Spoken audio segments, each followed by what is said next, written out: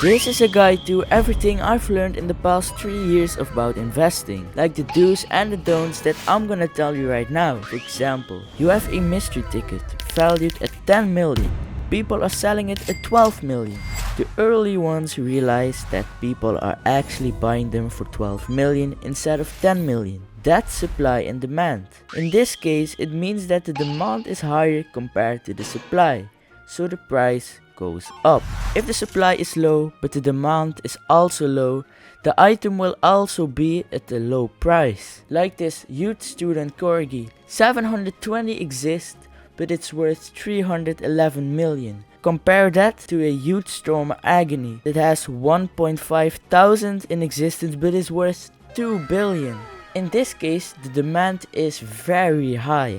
Back to the mystery ticket. So they start buying them in bulk for a bit cheaper, like 11 million. More people will realize that the value is going up.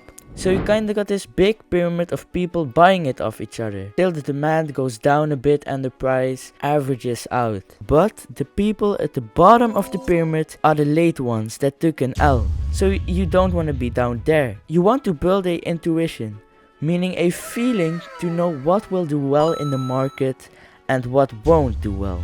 And you build that feeling with seeing what works and what doesn't work. So you connect the dots and see if it's the same with that item you're thinking about at the time. Imagine you saw the Titanic gift going up, and the game releases later on a new gift that is basically the same like the Titanic gift, in this case the gargantuan present. So you invest in it. That is what I mean with connecting the dots. You saw what did well and applied it to new items. But what you don't want to do is buy and sell with your emotions. Don't buy because of the fear of missing out, and don't panic sell just because the item you invested in is going down. You want to think logically, and you do that by thinking, what right now could be the reason the item is going down or up? You also got trends. For example, the huge capybara is a trend. There are different types of huge capybaras, but they are all worth a lot. And that's because there are a lot of people collecting them. So when the new capybara drops, it will very likely go up as well. But be careful, trends can die down and lose a lot of value.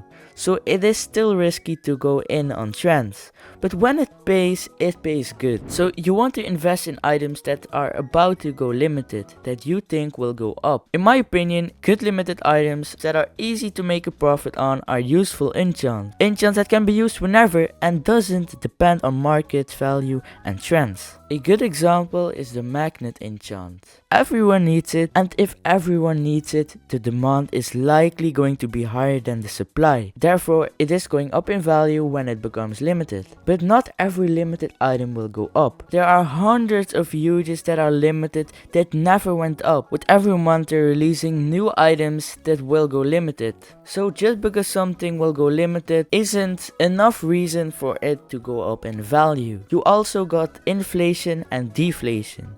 When there's a inflation, meaning everything is going up in value, you want to spend all of your gems, so you get the most of them before you can buy less with it. When there's a deflation, you could sell your huges, but be careful, because a lot of the times deflation happens in 1 or 2 days, and then it goes back up again. This happens because people overestimate deflations a lot, panic sell a lot of their huges. So a quick summary, demand has to be higher than supply in order for the item to go up. Don't be at the bottom of the pyramid, build an intuition, don't buy because of the fear of missing out, don't panic sell, discover trends, invest in items before they go limited. Not every limited item will go up.